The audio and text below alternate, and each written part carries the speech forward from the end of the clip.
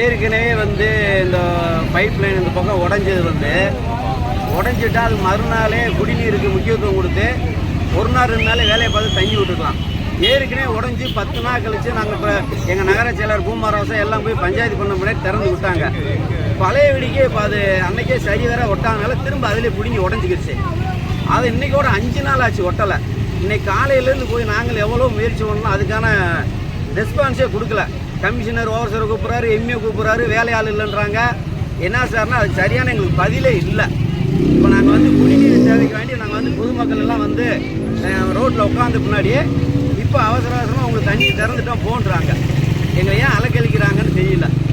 எப்போ பார்த்தாலும் இந்த ஒரு எங்கனை பார்த்தாலும் உடையுது, அதை ரிப்பேர் பார்க்குறது இல்லை. கேட்டால் டெண்டர் வைக்கலன்றா, வேலைக்கு ஆள் இல்லைன்றாங்க. நாங்கள் முறையாகவே எந்த ஒரு பதிலும் சொல்கிறதில்ல. கமிஷனர்கிட்ட போனாலும் எம்இட்ட போனாலும் போங்க வரும் போங்க செய்யும்ன்றாங்க. அது எதுவுமே செய்கிறதில்லை. ஒரு மக்களுக்கு அடிப்படை தேவை குடிநீர், தெரு விளக்கு, சாக்கடை தான். இது மூணுமே சரியா இல்லை.